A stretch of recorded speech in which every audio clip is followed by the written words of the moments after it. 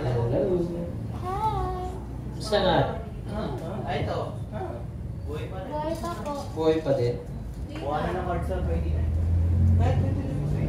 Sino ako ng cards? Yay, 75. Sino ang pinakamababa?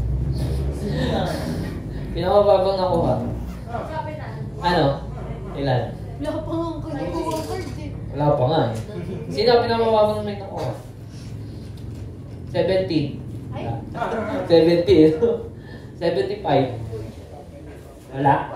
78. Pag natawa ka sa 70, meron. Meron? Teka, ano lang? 780. Wala? Hindi mababa 80 sa inyo. 80 na lang, mataas na eh. Nung high school. 71 lang. Okay, sige. Ang kinikis. And, good afternoon yun, right? Good afternoon. Good afternoon, Yan, sir. so, medyo tahimik tayo ngayon dahil onti lang tayo ngayon. And it is a good time, no? Para, ano yun, mas makinig tayo ngayon. And, before I start, no, medyo yun ako. Nakaka-start na yung video natin. Nakaka-start na yung video. Parang hindi. Hello? Isang oras ka na ba? Oo, sige. Sige, let us pray. Heavenly Father, Panginoon, marami pong salamat sa apong ito, Panginoon, na pinagkaloob niyo po sa amin, Panginoon. Lord, give us a heart, Panginoon, na makaka-absorb, Panginoon, ng iyong salita. Give us a ear, Panginoon, na makikinig, Panginoon, sa mga salita na iyong sasabihin, na siya magrarema sa aming puso, Panginoon. Lord, give us a word, Panginoon, na magbabago na aming isipan, Panginoon, na mas mapapatibay na aming faith, Panginoon, mananampalataya sa iyo, Panginoon, paniniwala sa iyo, Panginoon, at deceptive, Panginoon, a word, Panginoon, na magpapataba ng aming puso, Panginoon, sana, Panginoon, maranasan namin ang iyong pagmamahal, Panginoon. And I pray, Panginoon, to continue, Panginoon, to fill us, Panginoon, with your spirit, Panginoon. Give us a love, joy, peace, Panginoon, na kailangan na aming pagkatao, Panginoon, as we hear your Lord, Panginoon, and let this gospel applied, Panginoon, maging evident, Panginoon, sa aming buhay, Panginoon, because that's all we need, Panginoon, to praise you and worship you, Panginoon. Ito ang aming act of worship and gratefulness, Panginoon, sa iyo. Sa iyo na po namin tinataas sa dito po sa pangalan ni Jesus. Amen. Siya, masyadong ayan, so marami na akong ikakat. Okay, so nandito pa rin tayo sa ating series, The Gospel Applied. Ayan, so we are on the fourth installment. The Gospel and Humility. Sino mayabang dito? Yung aminado mayabang siya. Ayan, so para sa inyo to. Tsaka sa katabi mo na hindi nagtaas ang kamay. So, ano yan? Para sa ating lahat yan. So, hindi lang naman ano yan. Meron kasing yabang na hindi mo pansin, may yabang talaga nakitang-kita mo. Then minsan nakala mo yung sarili mo is, ano ba yun, sobrang humble ka. Diba? Yung parang wala kang kaya ipagmalaki, hindi ako mayabang. Pero kung umasta ka, mayabang pa din. So, hindi man natin yun naalamin, no? Pero alam naman natin sarili natin yun. Pero we will jump into this word. Kung ano lang makakuha nating word dito, yun na yun. So that, mas tipid tayo sa oras. So, ang ating topic is gospel and humility. Paano natin ma-apply yung gospel in terms on applying yung humility or yung meekness natin sa ating buhay. So, bago ako mag-start, kukunin ko lang yung mga verses natin last week sa James 3. Kasi medyo foundational para sa ating chapter 4. So, sabi niya dito, but if you have bitter jealousy and self-ambition in your hearts. So, di ba, pinag-usapan natin yung mga maging maingat sa ating pagsalita. Lalo na kung nagsiselos ka o lalo na kung nangangarap ka. No, marami kang pangarap sa buhay. So, do not boast and be false to the truth. This is not the wisdom that comes down from above, but is earthly and spiritual, demonic. So, hindi naman lahat ng may sapit, no, yung demonyo. Kumbaga kung ano yung ginagawa natin kadalasang masama or nakakapanakit sa ibang tao, it is earthly and spiritual and demonic. So, hindi lang yung basta merong sungay, demonyo, no? Minsan, ang demonyo nandun sa ginagawa mo. Okay? And for where jealousy and selfish ambition exist, there will be disorder and every vile practice. And then, ang sunod niya sinabi dito, but the wisdom from above. Kanina, wisdom from here down is earthly, yung wisdom in this earth. And yung sinabi niyang sumunod is, wisdom from above is first pure, then peaceable, gentle, open to reason, full of mercy and good fruits, impartial, walang favoritism, and sincere. Diba, pinag-usapan natin sa last series natin yung about sa dalawang desire na meron tayo ngayon as a Christian. Sino dito yung Christians ngayon? So, aminado ka na meron parang konsensya or parang something na nagsasabi sa'yo na ito yung tama at mali, piliin mo yung tama. No? So, meron lagi tayong dalawang option. Diba? Ayan, desire of the Spirit. Ito yung pinag-usapan natin sa Galatians 5. O sa mga hindi pa nakarinig niyan, punta lang kayo sa ating YouTube channel, NPCF Youth Live. So, andyan siya. So, mamimili, it is a everyday struggle na lagi kang may pipiliin. No? Pipiliin mo ba pagising mo ng umaga, pipiliin mo ba yung cellphone mo, o pipiliin mo pray? Or pipiliin mo bang sumunod sa magulang mo, or pipiliin mong sabihin mamaya na?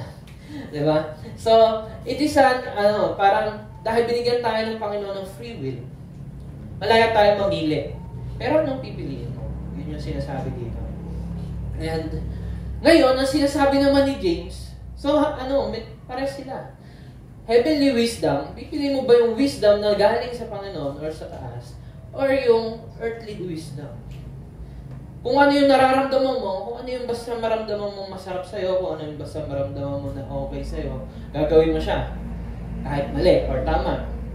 Pero sa heavenly wisdom, something na kapag nagsalita ka, just like last week, pipigilan mo yung sarili mo. Mag-iisip ka muna bago ka magsalita. Diba? So, dito, sa point na to, si Paul tsaka si James, kabig-busy sila. Kumbaga, hindi sila nagkokontraan just like nung last time, no? Na meron talaga tayong pagpipilian. Is either sundin si Lord or kunin yung knowledge of good and evil. And we always tend, or ang nature natin ngayon is to pick something na against kay Lord or something na against sa atin, sa buhay natin, no? And we will jump na sa ating sinabi niya dito, harvest of righteousness is sown in peace.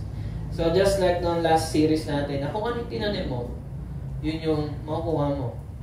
Magtanim ka ng buto ng apple, makukuha mo apple. Mag-aral ka ng mabuti, panigurado, papasa ka sa test. Papasa ka sa exam. Hindi ka mag-aral, babagsak ka. Diba? Ganun lang kasimple ang mundo natin ngayon. Pero, if you harvest, if we nagtanim tayo ng faith sa ating Panginoon, ang marireceive natin is ang righteousness na kumbaga, di ba, napag-usapan natin na ang righteous is by faith. Nakuha natin kayo. That's why, ngayon, righteous ka na kahit alam mo sa sarili mo makasalanan ka. Pero pipiliin mo ngayon kung i-apply mo ba siya sa buhay mo? Magiging righteous ba yung ways mo? Or hindi mo ba susundin yung desire ng puso mo and yung desire ni Lord or yung mabuti na desire sa'yo ng Panginoon yung susundin mo? That's why, yung righteousness is ang bubunga niyan or magiging bunga ng righteousness by faith natin kay Lord. We make peace. So sabi nga ni Jesus, blessed are the peacemakers for they shall be called sons of God. Diba, pinag-usapan din natin last series na we are sons of God by faith. We are righteous by faith. Kumbaga, tinawag ka ng Panginoon. Wala kang ginawang mabuti, wala kang ambag, pero tinawag ka niyang anak. Nung naniwala ka sa Kanya, tinawag ka niyang matuwid. Tingin mo sarili mo, madumi ka. Tingin mo sarili mo, makasalanan ka, pero tinawag ka niyang matuwid. Tinawag ka niyang okay. Tinawag ka niyang good. And tinawag ka niyang anak. And you are blessed. So kapag blessed ka, hindi yan ibig sabihin na parang, ang dami kong blessing sa buhay. Kumbaga, blessed ka, kasi yung mga taong nasa paligid mo, it affects them. You are now righteous, lagi mong pinipili yung mga bagay na hindi mag-create ng gulo. Yung laging hindi magpo-proclaim ng peace. No? So, yun yung ating context. No? So, sabi niya dito, sabi din ni Paul, for in Christ Jesus, you are all sons of God through faith. Most of us, marami sa atin dito, ngayon, nasasaktan sa pamilya, most of the time. Pero ito yung lagi pinaparanas sa atin, di ba? Na lumapit ka lang. Sinabi ni Paul na binigyan tayo ni Lord ng Spirit na tawaging tatay ang ating Diyos. And kapag tinawag mo isang tao na tatay, lagi siya makikinig sa'yo. Lagi siya magsasabi sa'yo ng kung sino siya para sa'yo. No? And something na binibigyan ni Lord sa atin. So that's why ang ating first point is to apply the gospel, we serve God. So, sabi niya dito sa James 4:1. Medyo ba? Tahimik lang tayo na. What is causing the quarrels and fights among you? Don't they come from the evil desires at war within you? Minsan, nagagalit tayo kasi piling mo ikaw yung tama. Tama talaga yung nasa isip ko eh. Mali yung ginawa niya. Yun yung madalas natin iniisip. Pero sinasabi ni James dito na evil yung desire na yun. Piling mo, oh yes, tama ka. Pero the way na ginamit mo yung tama is hinampas mo siya sa mukha. Kumbaga, sinakta mo siya by correcting them. Instead of correcting them gently. Parang bulak, no? Parang bulak. Gentle wrong. Basta yun. Diba? And then sabi niya dito, you desire and do not have, so you murder.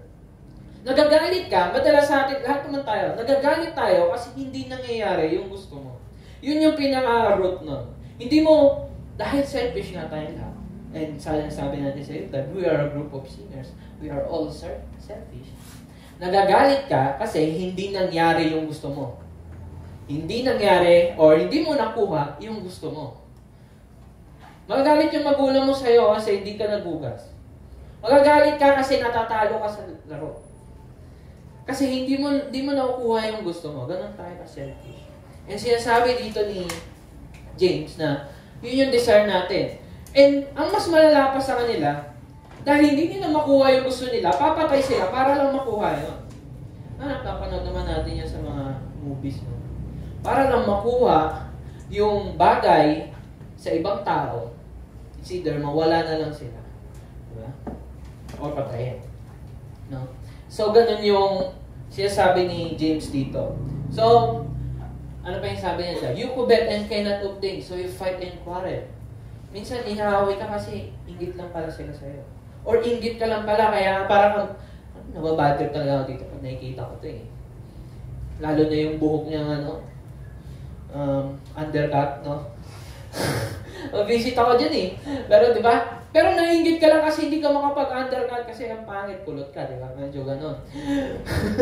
Pero sabi niya dito, you do not have because you do not ask. Hindi naman. Bagay pa rin yung undercut sa kulot pa.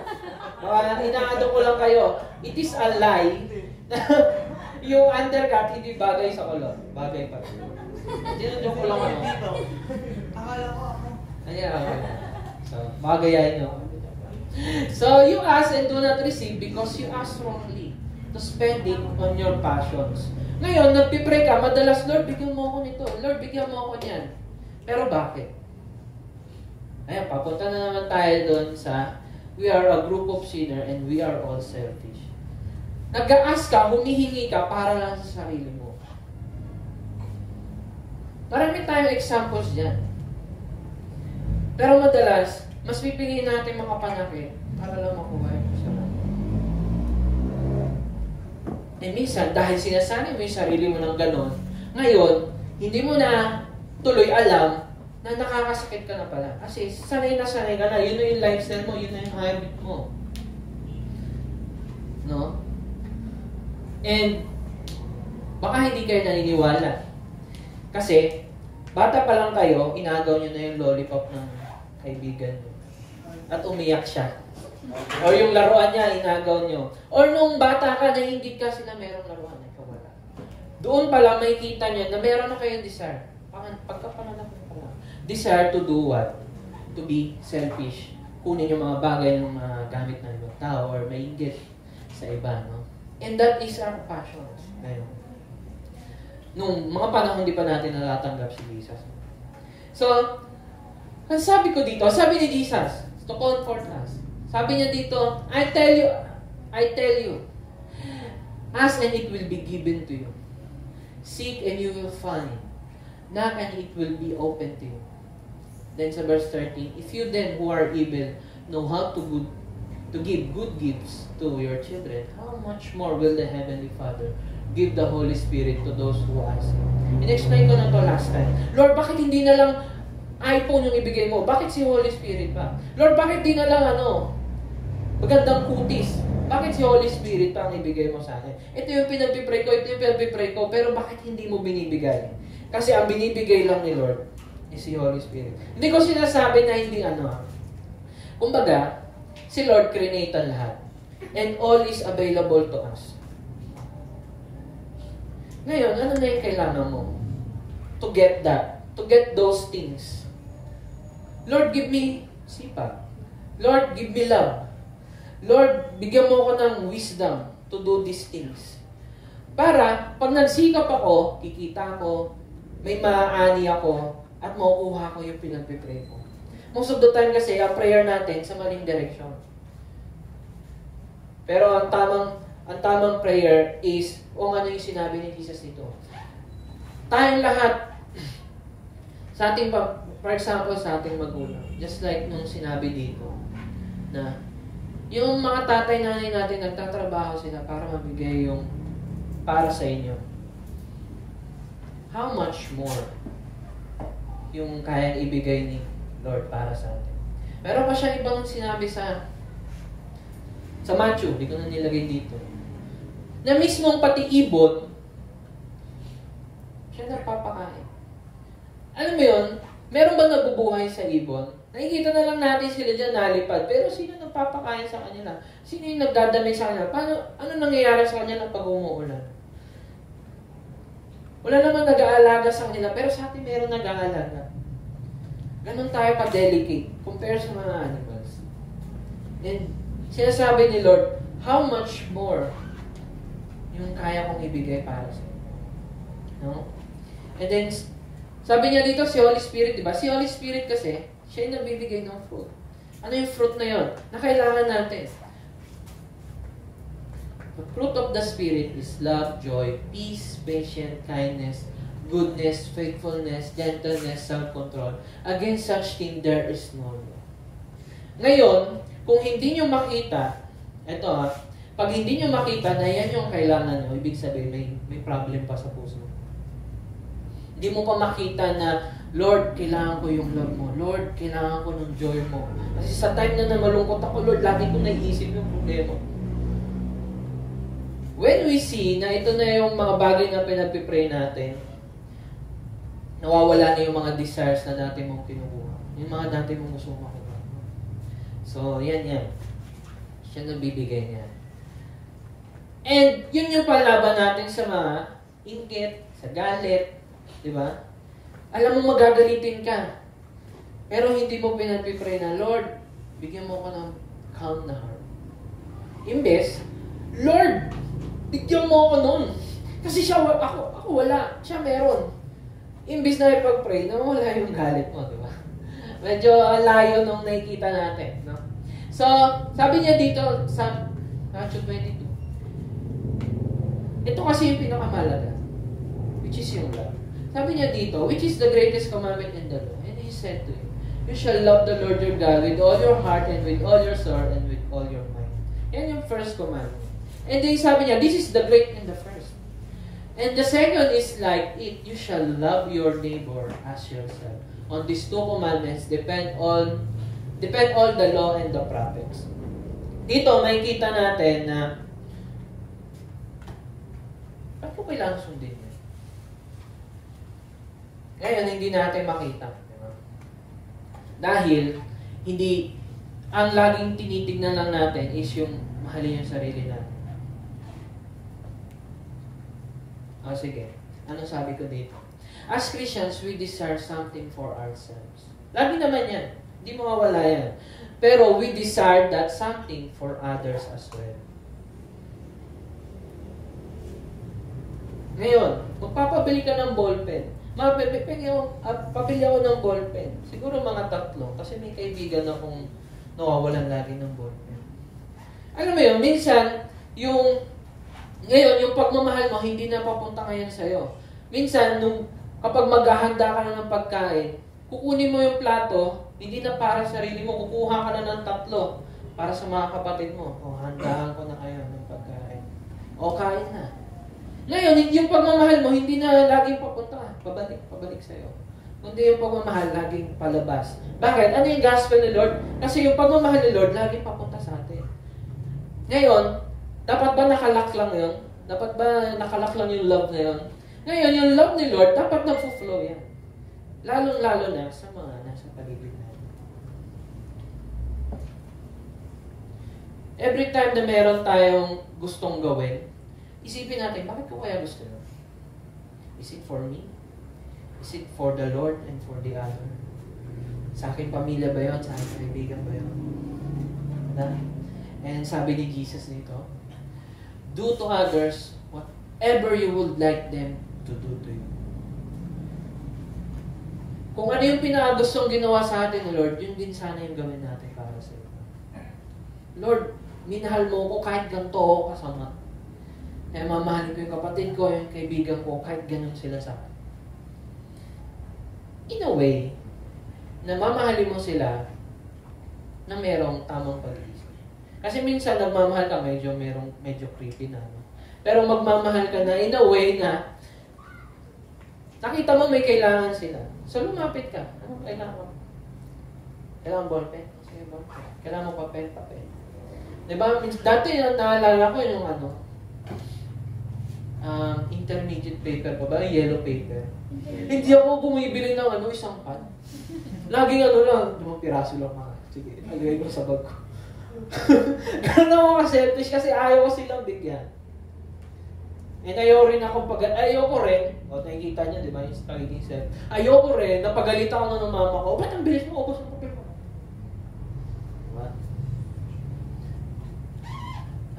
Kaysa sasabihin na, sige, daling ko na yung pad niya.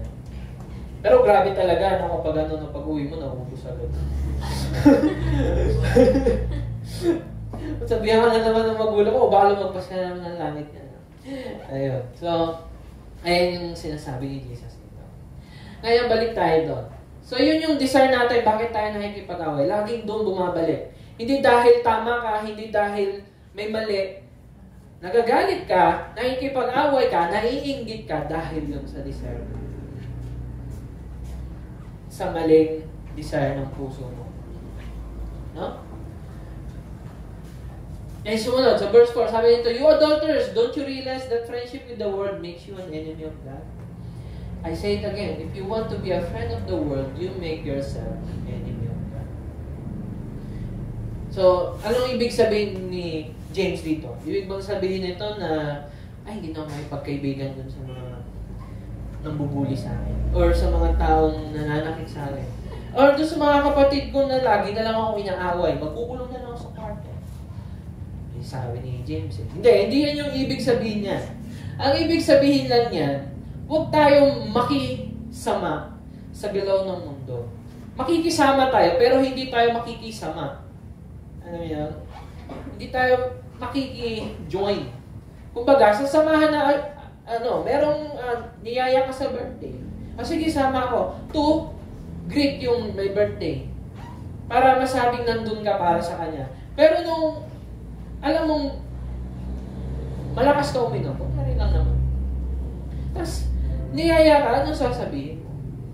Makikisama ka ba or makikisama? Sige, inom ako konti lang. Kasi, ayoko manasin. That's it. Pero kung alam mong wala talaga, lalayo ka na. Or, let's do it in a proper way. Pwede mo silang i-reject. Alam mo yun, di ba madali lang mag-reject eh. Pero ang mahirap doon, kung paano mo siya i-deliver. So, let's think about it lagi. And sinabi niya dito, kung makikisama ka, magiging, ginagawa mo yung sarili mo na kaaway ng Diyos. Kasi, ang makikisama is to serve two masters. Sabi niya dito ni Jesus, for either he will hate the one and love the other, or he will devote to the one and despise the other. No one can serve two masters. Kung makikisama ka, meron kang isang sinusunod. Yung isa, hindi. And you cannot serve God and man. Anong sinasabi ko dyan? Minsan, nagpaplano tayo sa buhay. Minsan, gumagawa tayo ng mga bagay na gusto natin para makuha natin lahat. Imagine, no? Gusto natin makuha lahat. And then si Lord, binibigay niya na yung sarili niya sa atin. Which is, nasa Kanya ang lahat. Parehas, di ba? Hinahabol natin yung lahat, and at the same time, may Diyos na lumalapit sa'yo na nasa Kanya ang lahat. Sige, pipiliin mo. So, it's a matter of choice lagi. So, serve God not to be righteous, but because you are now righteous in Christ Jesus. Minsan kasi kapag nagsiserve tayo, ay, nagsiserve ako kay Lord, hindi ako sasama sa birthday na yan. Ay, nagsiserve ako sa church, hindi ako makikipagkaibigan sa iyo. Lalayo ako sa inyo. Sabi ni James, mag-away. Sabi ni James na lumayo ako sa mga makamundo. Pero ang sinasabi ni Jesus dito, when we serve God, hindi lang tayo nagsiserve sa church, so lagi pupunta sa youth life. When we serve God, we love the people na nasa paligid natin because that's how God loves us. Mali mo yung parents mo, magugas ka, sumunod ka sa kanila. Obey them, submit to them. Sa friends mo, lagi kang nandiyan para sa kanila, lagi kang nakikinig, hindi yung lagi kang nasabat. O alam mo, ito yung kwento ko, yung lolo ko, mas malupit sa lolo mo, magyayabang ka na naman. Diba? Imbis na makinig, sila pa yung nakikinig sa'yo. Diba? Minsan, i-observe natin yung sarili natin. So ngayon, let's jump sa sunod natin. Humble yourselves. As we apply the gospel, we humble ourselves. Sabi dito, or do you suppose it is to no purpose that the scripture says, He earns jealousy over the spirit that He has made to dwell in us. Kaya sabi dito, na nagsiselos ang Diyos sa atin. Ano ibig sabihin nun? Parang, kailangan ba ako ng Diyos? Kasi, hindi natin siya pwedeng tawagin Diyos kung merong kulang sa Kanya. Or kung meron siyang kailangan para magpatuloy na maging Diyos. Hindi sa Diyos kung kailangan niya ng worship natin. He is jealous kasi hindi natin binibigay sa Kanya yung para sa Kanya. Imagine, no? Meron kang kapatid, and then sinabi niya sa'yo, ibibigay ko to sa'yo. For example, naglalaro siya, di ba? PS. After kung matapos dito, ikaw ang sunod. Pero, ang nangyari, yung isang kapatid mo yung naglaro, imbis na ikaw. Di ba para kang nagselos? Kasi dapat sa akin yun, Dapat ako yung naglalaro doon, Bakit sa kanya binigyan? Or, ako yung pinakakuha ng ice cream, bakit siya yung binigyan? Ganun yung selos. Ganun yung selos ng Diyos na dapat sa Kanya natin binibigay yung worship natin, sa Kanya natin binibigay yung papuri natin at pagsamba, sa Kanya natin binibigay yung time natin, sa Kanya natin binibigay yung efforts natin tsaka lakas. Pero saan napupunta? Napupunta sa para sa sarili mo.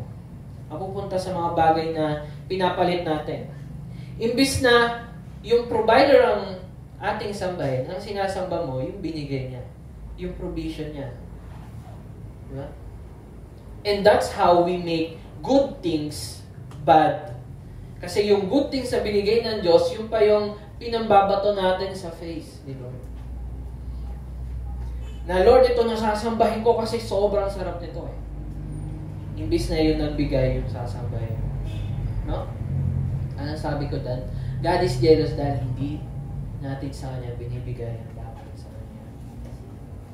Ngayon, sumunod na sinabi dito, but He gives more grace Therefore, it says, God opposes the proud, but gives grace to the humble. Ulitin ko lang. God opposes the proud.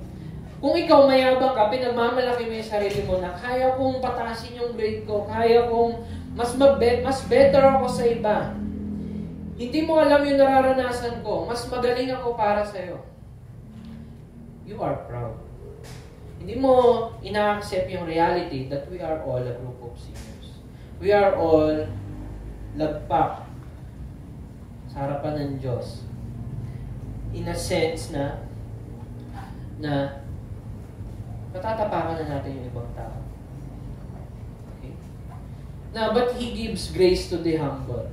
Ngayon, alam mo lagi kang nag-i-step doon sa desire mo. Lagi kang nagagalit, lagi kang nakakapanakit ng tao, nakakapagsalita agad ng masakit sa iba. But if you know na ganun ka kasama at lumapit ka sa Panginoon, He gives more grace to you.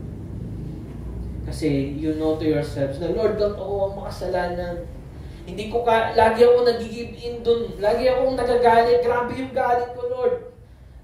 Doon mo na napagpipray na, Lord, bigyan mo ako ng heart na hindi na agad nagagalit. And what is that? Joy and love. Na which is nakuha natin sa Spirit. And He will give it to you. Diba sabi nga, diba? How much more the Father na ibigay niya yun sa'yo? When you accept na ganun ka miserable, He gives more grace, more and more, habang ganun ka humble sa harapan niya na kailangan mo ng tulong. Merong kwento si Jesus. Meron tayong dalawang tao dyan sa may temple. Sabi, 2 men went up into the temple to pray. One a Pharisee and the other a tax collector. The Pharisee, standing by himself, prayed thus. Yung Pharisee, siya yung mula pagkabata niya, sinusunod niya na lahat 10 Commandments, for example. Pinaka-matuwid siya, pinaka-respetado, pinaka-mabuting tao sa lugar na yan. And then, ang sinabi niya is, God, I thank you. Sa harapan ng temple. Nasa pinaka-malapit pa siya. God, I thank you that I am not like other men, extortioners, now yung tinitignan, unjust, adulterers, or even like this tax collector. Ayan, nasa likod. Yung nasa likod, Lord. I fast twice a week. Ibig sabihin ng fast, pinampapalit niya yung time niya na mag-worship sa Lord imbis na gawin yung mga bagay na gusto niya, like kumain, or magbigay ng oras para sa pamilya or something. No? Nagfa-fast, maraming time sa Lord. I give tithes. Nagbibigay siya ng tithes ng 10% ng mga kinikita niya, 10% ng lahat na nakukuha niya, binibigay niya. Ganun siya.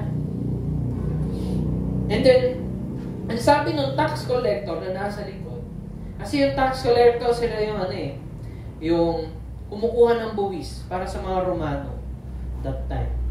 And galing nga sila sa Romano kasi sinakop sila. And then, kung magkuha sila ng buwis, hindi makatarungan. Mas malaki pa sa tithes, no? Parang gano'n. So, but the tax collector standing far off will not even lift up his eyes to heaven. Beat his breast, saying, God, be merciful to me. I am a sinner.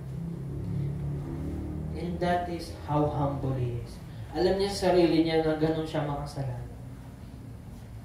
Sabihin natin, tama nga yung ginagawa mo, pero yung puso mo nagmamalaki sa Diyos. No?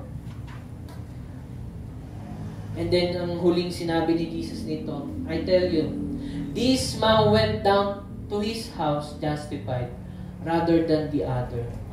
For everyone who exalts himself will be humbled, but the one who humbles himself will be exalted. Anong ibig sabihin ng everyone who exalts himself? Tinataas mo yung sarili mo, ibig sabihin, kaya mo yung sarili mo. Kaya mong maging matuwid sa Diyos. Wala kang, tinatanggap mo na wala kang kasalanan. Matuwid akong tao, Lord. Papasukin mo ako dyan sa langit. Now, he will be humbled in the time of judgment. And in the other one, na nag-humble, na inamin sa sarili niya na, Lord, grabe yung kasalanan ko. Lord, tulungan mo. And he will be exalted. He will be exalted. Humble ka dahil nakita mo ang need mo kay Lord. Ganun tayo maging humble. At nakita mo rin na need din yun ng iba. Humble ka kay Lord kasi nakita mo yung need mo. Ngayon, humble ka sa ibang tao kasi alam mo ganun din yung need nila kay Lord. Anong ibig kong sabihin? Dahil lahat tayo makasalanan, kahit yung mamatay tao, alam mong kailangan niya ng Diyos sa buhay. Alam mo na pati rin siya, pati magulang ko, pati kaibigan ko, katulad ko, kailangan niya sa buhay. Ganun natin makita ang bawat tao. Sabihin natin kagalit-galit talaga yung ginawa niya. No? Pero when you are reminded, alam mo, ganun din ako kapag magalit eh. Ngayon, magagalit ka rin ba pabalik? Diba? Then sabi ni James dito, so humble yourself before God. Resist the devil and he will flee from you. Come close to God and God will come close to you. Wash your hands, your sinners. Purify your hearts, for your loyalty is divided between God and the world. Ganon tayo kaaminado na divided yung loyalty natin. Minsan madalas talaga nagkakasala tayo. Minsan talaga nagagalit tayo agad. Minsan talaga nakagawa tayo ng maling desisyon. But sinabi ni Lord dito, sabi ni James dito na always resist the devil. Humble yourself, laging lumapit sa Panginoon at hugasan yung sarili mo. At laging paalala sa iyo na ako'y malinis na dahil kay Jesus Cristo. No? And then sabi niya dito, let there be tears for what you have done. Di ba kapag alam mong makasalanan ka, alam mo yung need mo kay Lord, naluluha ka talaga. Kasi ganon ka grabe, ganon mo grabe naranasan yung kasalanan mo na, Lord, hindi ko deserve to eh, pero binigay mo. No? Let there be sorrow and deep grief. Hindi masamang maging malungkot, hindi masamang maging magalit. Ang masama is magkasala kapag nagagalit ka at kapag nalulungkot ka. Let there be sadness. Okay lang malungkot. And gloom instead of joy. Humble yourself before the Lord and He will lift you up. Yan ang kagrabe ang kasalanan mo. Magluksa ka. Magluksa ka sa harapan ng Diyos kasi ganun mo siya kailangan. No? That's how He humbles us. No? Yan yung sinabi niya dyan. Ngayon, if you are proud, you will be humbled by God's judgment. And if you are humbled by mercy and grace, God will exalt you through Jesus Christ. Always remember that. And then, ano pa yung sinabi niya dyan? Ngayon, nagsabi pa siya ng mga ibang example, do not speak evil against one another. Huwag kang magsabi ng masakit na salita, lalo na sa iyong kapatid. Diba? Ito siya. The one who speaks against a brother or judges his brother speaks evil against the law and judges the law. But if you judge the law, you are not a doer of the law, but a judge. Medyo nabulo lang ito. Pero, there is only one lawgiver and judge, he who is able to save and to destroy. But who are you to judge your neighbor? Ang sinasabi niya dyan, na kapag nanghusga ka sa ibang tao, parang ikaw na yung nagbigay ng law. Sabihin natin, meron tayong law na huwag kang magsisinungaling. Ngayon, hinusgahan mo na nagsisinungaling yung kapatid mo or yung mga tao sinasabihan mo. Not knowing na ikaw sarili mo may one time ka na nagsinungaling. Ngayon, pwede bang manghusga yung mismong tao na nakagawa rin ng mali? Di ba hindi? Ang dapat lang manghusga is yung kung sino yung nagbigay ng law na yon at yung perfect din. Kumbaga, hindi siya nagkamali. Kayang-kaya niya manghusga kasi siya mismo, hindi siya nagkakasala. And who is that? Sabi niya, there is only one lawgiver and judge. sabi ko dito, you are a judger kung tingin mo mas better ka kaysa sa iba. Minsan ganyan tayo. Lalo na kapag pinag-uusapan natin yung private. Na mas tama ka kaysa sa law. Minsan, pili mo, mas tama ka dun sa batas. Or dun sa kung ano yung tama. So that's why, tinitweak mo. Diba? White lies lang naman ito. Hindi naman talaga ito sinungaling. Hindi, joke-joke lang naman eh. Diba? Yun yung ginagamit natin pantapal dun sa ating mga kasinungalingan. Tinitweak natin. No? Kaya you do things to them na tingin mo deserve mo. No? And ano yung sinabi ko dito?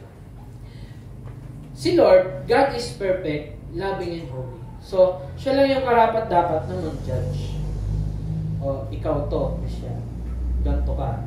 Siya lang pwedeng makapagsabi nun. Siya lang din makakapagsabi nun kung sino yung ligtas. O, ito ligtas, ito ligtas. Ito hindi, ito hindi. Ito nireject ako, ito tinanggap ako. Pero tayo, hindi natin yun alam kasi si Lord lang nakakaalam ng lahat ng nilalaman ng ating puso. That's why, we are all failures and sinners, whoever you are. Ngayon, kung lahat tayo failures and sinners, magagawa mo pa bang manghusga ng ibang tao? Magagawa mo pa bang maggalit ng mabilis kung alam mo na ikaw mismo dapat merong nagagalit agad sa'yo? For example, nakakasala ka, walang nakakita. Okay ka. Tapos may nakita kang nagkasala, and then nakita mo, pinagalitan mo or sinakta mo or binigyan mo yung kung ano yung deserve nila. You are a judge. Kasi si Lord lang ang makakapanghusga. Kasi siya lang yung matuwid. At siya lang yung nagbigay ng standard na yun. So syempre, kung sino yung nagbigay, siya lang makagawa. Diba? Minsan diba may mga maghahamon sa'yo ng suntukan. Kasi alam nila, mas malakas sila. Malaki yung muscle nila kaysa sa'yo. Parang ganun din si Lord. Siya lang makakapaggawa ng standard din kasi siya lang makagawa nun. Siya lang makakapagbigay nun. Siya lang makagawa nun. Diba? And then,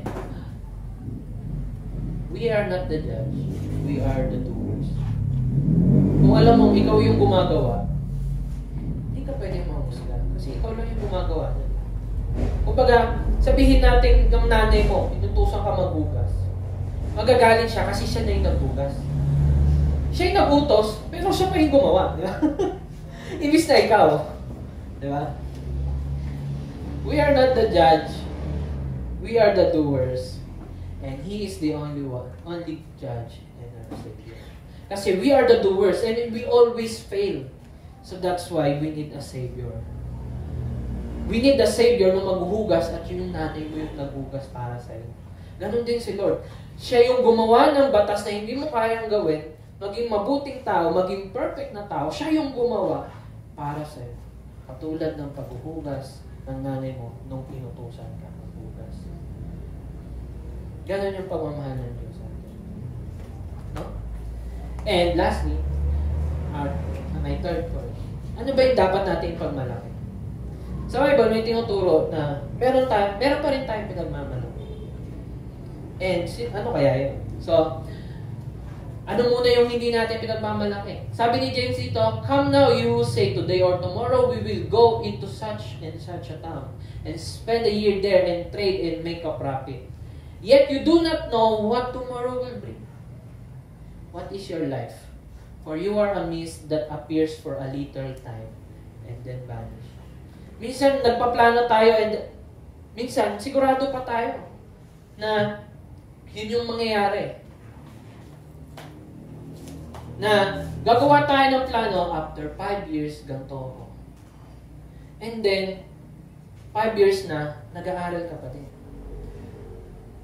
Diba? Kumbaga, hindi lahat ng plano natin nasusunod. Kasi we are all failures. Parang sinasabi mo dyan na ikaw yung gumagawa ng future mo. Ikaw lang makagawa nun, ikaw lang makakapagplano nun. Pero in the end, ipapamukha sa'yo ng reality na hindi mo kaya yun. Kasi you are just a mess. Na parang, akala mo, sinabi mo, 3 p.m. nandito na ako sa church. Tapos anong oras na? 4. Wala ka pa rin. Diba? Parang ganun yan. And ganun din sa buhay. Tingin mo masasabi mong ligtas ka, nagmamalaki ka. Tingin mo mas mahal ka ng Diyos, nagmamalaki ka. Tingin mo, makikita ka after 10 or 5 years, nagmamalaki ka. Yan yung sinasabi ni James niya. Kasi we are like just a mist. Parang bula. Diba? Pag nag-ano ka ng bubble, saglit lang. Ganun yung buhay natin. Wala na parang bula. At hindi matatandaan ng mga susunod na henerasyon. No? And then sabi niya, instead you ought to say, if the Lord wills, we will live in this or that. As it is, you boast in your arrogance. All such boasting is evil. Remember, it is sin to know what you ought to do and then not to do it. Sabi ko dito, doing all things and making plans for your own satisfaction means embracing limited life or eternal death instead of eternal life. Pili mo itong buhay natin, ito na to. Pero alam naman natin na lahat na hindi tayo lahat aabot ng 100 taong gulang. It is so limited. Bakit mo pinaghihirapang makuha lahat? When we choose to live in our desire, pinipili natin yung kamatayan. Sabihin natin, limited life. May buhay, masaya mamuhay, masaya mag-party-party, masaya mag-YOLO. Parang half-truth lang yan. Ang half-truth is alive pa rin. Limited life is death pa rin kasi mamamatay ka pa rin sa dulo. But eternal life, it is life na life lang. Mabubuhay ka habang buhay. Maranasan mo lahat ng blessing at magpapatunay sa iyo na ikaw ay buhay. No? Mula na. Anong sumunod? Papindot nung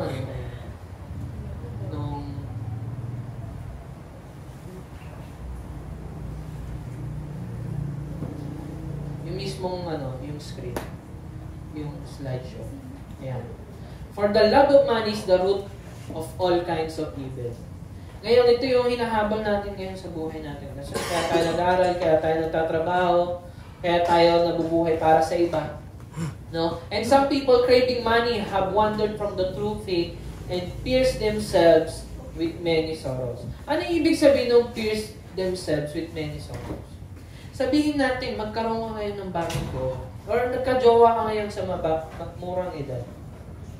Masaya ka sa umpisa, pero you pierce yourself with many sorrows kasi nung nag-break kayo, nasaktan ka. Sabihin natin na magtatrabaho kang maigi. Nagkaroon ka ng maraming pera, marami kang ipon. Pero ang nangyari, hindi naman sana, merong aksidente nangyari. Nagastos mo lahat. Ngayon, nung una, masaya ka na marami kang pera, pero in the end, naubos din, and you pierce yourself with many sorrows.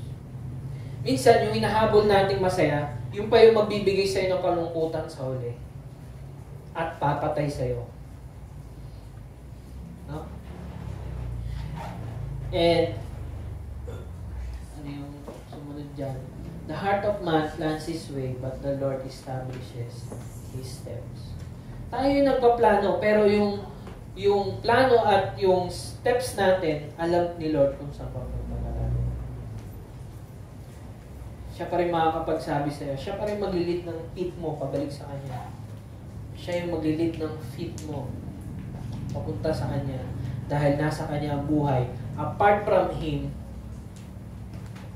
kapag wala ka sa buhay, you are dead. Kung wala ka sa ilaw, kung wala ka sa lugar na may ilaw, nandun ka sa lugar na madilim. Kung wala ka sa Diyos na nagbibigay ng blessing, panigurado, apart from Him, mawawala sa iyo lahat. Kasi nasa Kanya ang lahat. Always reminded, kapag lumalayo ka sa Diyos, nilalayo mo yung sarili mo sa kung ano yung maganda para sa iyo. Ganun siya lagi. And, hindi naman masama magplano. Just like I said. or doing things that makes you happy. Ang masama ay magmalaki na ang lahat ng nakukuha natin is dahil sa sarili nating kakayahan. Kasi first of all, lahat ng create ni Lord, siya lang ay gawa. Wala kang ginawa para doon. Sabihin natin, meron kang adobong niluto, pero saan nanggaling yung ingredients? Kay Lord pa rin. Next. Remember, it is sin to know what you ought to do and then not to do it. Ito yung maling sinabi ni Dios. Feeling mo, wala kang ginawang mali. Pero, wala ka namang ginawang tama. And that is sin. If you know na yung tamang gawin, tapos hindi mo ginawa, ang sinasabi ni James yan, nagkasala. Wala naman nilagay sa Bible na bawal magmalaki. O bawal magmalaki. 10 Commandments. Hindi naman niya sinabi yan. So, may nagsasabi na hindi naman masama yung ginagawa. Pero nakakasama sa iba. For example, ano yung ibig sabihin nito? Ang ibig sabihin nito is sin of omission. Alam natin kung ano ang mabuti at masama, kaya hindi paggawa ng mabuti o kawalan ng pakialam ay kasalanan. For example, may nalulunod na bata sa swimming pool. Nakita mo. Alam mo, maling nangyayari sa kanya. Alam mo, tama na iligtas yung batang yun. Pero hindi mo ginawa. Ganon yung kasalanan ng pag hindi paggawa. Or wala kang pake. Kasi yun nga, like I said, ang kabaliktaran ng love is not hate, but indifference. Indifference is, wala ka ng pakialam. No? Minsan nagmamalaki tayo kasi wala tayong pakialam sa kanila. Wala kang pakialam sa inyo. Ang mahalaga, kung ano yung status ko ngayon, kung anong meron ako ngayon. Yun yung pagmamalaki. No? Ngayon, what should we boast about? Ano ba yung tama natin ipagmalaki? And that is the love of God. As a Christian, pinaranas ng Diyos sa atin yung pagmamahal. And dun sa pagmamahal na yon, nakuha natin lahat. Always remember na nag-create si Lord kasi dahil sa pagmamahal niya. Create niya tayo dahil sa pagmamahal niya, hindi para mahalin niyo siya pabalik. Kundi, nag-create siya para yung pagmamahal niya meron mapagpuntahan. And that is His love. Yun lang kaya natin ipagmalaki. And what is that love? This is real love. Not that we love God, kasi mapagmalaki ka, kung gano'n, but that He loved us and sent His Son as a sacrifice to take away our sins. What we are boasting about is yung gospel ni Jesus Christ. Kasi doon niya tayo minahal, doon natin nakuha yung benefits of the cross na magbibigay sa atin ng kalayaan, kaligtasan, na makasama ang Diyos habang buhay. And yun yung pinagmamalaki natin.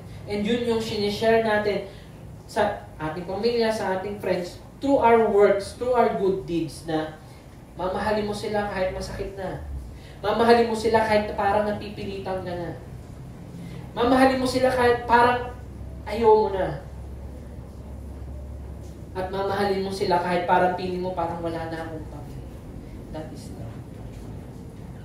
Always remember na yung kung ano yung tama, laging against sa kung ano yung nararamdaman mo. Pagdating sa Christianity. Huwag mong iintayin na, gagawin ko lang to kapag ginaganahan na ako. Kahit na pwede ko ba yung sarili mo na mahal isang tao kung mahal pa rin ko ba? Oo. Kasi you know what is right and you do it anyway. Diba? Kumbaga, minsan nararamdaman natin tinatamad ka. Pero dahil alam mo na tamang pumasok sa school, pinilit mo yung sarili mo pumunta ng school. Kasi yun yung tama. If you know kung ano yung tama at mali, gagawin mo yung tama. And alam mong tamang magmahal. Si Jesus ba? Masaya ba siya nung ginawa niya nung matay siya sa cross? He volunteered himself para mahalin niya tayo. Para mapakita niya yung pagmamahal niya sa atin. No? And, ano ba yung sinabi ko dito? Yeah. As for me, ito yung sinabi ni Paul sa last series natin. As for me, may I never boast about anything except the cross of our Lord Jesus Christ. Because of that cross, my interest in this world has been crucified. Lahat ng nais mo, desire mo sa lahat ng mga bagay, ipinako mo na doon sa cross ni Jesus Christ. And the world's interest in me has also died. Sa ganung paraan, kapag nagpamahal tayo, pinapatay mo yung mga bagay na sumisira sa'yo. Just like yung galit, inggit, selos, ano pa ba? Masamang pagsasalita. Pinapatay mo yon. Parang pinapractice mo na magmahal, and at the same time, tinatanggal mo sa sistema mo yung mga bagay na dati mong ginagawa. And next.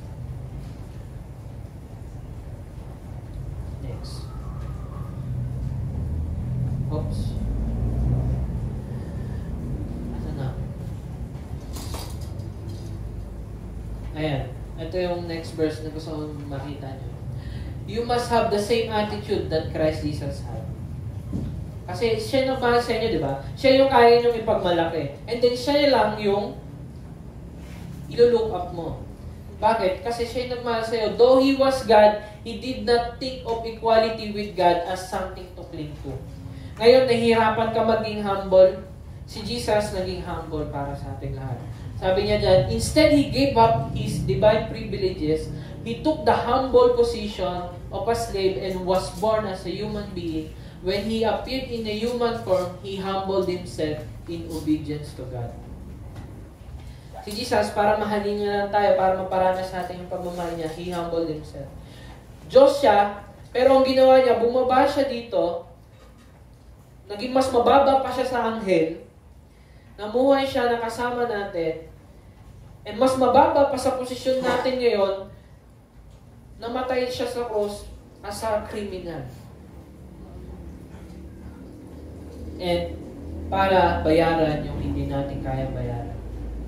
And yun yung ating mga kasalanan. Died a criminal's death on the cross. Therefore, God elevated Him to the place of highest honor and gave Him the name above all other names. That's why when you pray, when you humble yourself sa Panginoon, you pray na, Lord, ganito ako makasalanan. When you say the name of Jesus Christ, you will be saved. Yun yung assurance na binibigay ni Lord. No? That the name of Jesus, every knee should bow. Every knees. Lahat ng kinakatakutan mo, every knees should bow. Kahit mismo yung buntok, miski yung mga malalaking creature, kahit ano man yan, all of them will bow in Him, in heaven and on earth, and under the earth, and every tongue declare that Jesus Christ is Lord, to the glory of God the Father. Jesus humbled Himself para sumalo ng kahihiyan at kasalanan na dapat ay para sa atin. Minsan iba nagmamalaki ka para hindi ka mapahiya sa ibang tao. Ngayon, yung hiya na tinatago mo, kinuha niya doon sa cross. At siya yung sumalo para sa iyo. He humbled Himself. The gospel of life moment is when we boast of Christ and serve God with humility toward each other. Always remember that. Para maging humble tayo sa harapan ng Diyos, lagi natin siyang tignan. Ngayon, pag nakita mo siyang perfect siya, makikita mo yung sarili mo na hindi perfect. Pag nakita mo si Lord na good, makikita mo yung sarili mo na masama. You always be, lagi ka ma-humbled sa harapan ng Diyos. And imagine, na-humble tayo, but Jesus took it from us. And He humbled Himself and died on the cross. Para saluhin yung kinahihiya mo, kaya ka nagmamalaki. Para saluhin, para mawala sa Kanya yung lahat na meron siya, para magkaroon ka. Imagine, no, nasa Kanya ang lahat, pero bumaba siya at tinanggal lahat yun sa Kanya. Or hinubad niya yun para sa ating lahat. So that lahat through Him makuha natin sa Kanya. Ganon ang pagmamahal ng Diyos para sa ating lahat. So, as we live a life sa panahon natin ngayon, lalo na sa ating pamilya, sa bahay, sa friends natin, sa mga classmates natin, let us always stop and think sa lahat ng mga gagawin natin. So that, makapag-isip tayo, Lord, bakit ko ba gagawin ito? Always talk to Him. Always pray to Him. Kasi siya lang yung mag-reveal or magpapakita ng mga bagay na kailangan mo sa iyong buhay and magbibigay ng kailangan mo sa iyong buhay. No? So, that's all. Let's pray. Heavenly Father, Panginoon, marami pong salamat, Panginoon, that you humbled us, Panginoon. Through this word, Panginoon, Lord, forgive us, Panginoon, of our sins. Forgive us, Panginoon, kung naging mapagmalaki kami, Panginoon. Forgive us, Panginoon, kung ginawa namin yung mga bagay-bagay, Panginoon, dahil meron kami tiwala sa aming sarili, imbis na magkaroon ng tiwala sa iyo, Panginoon.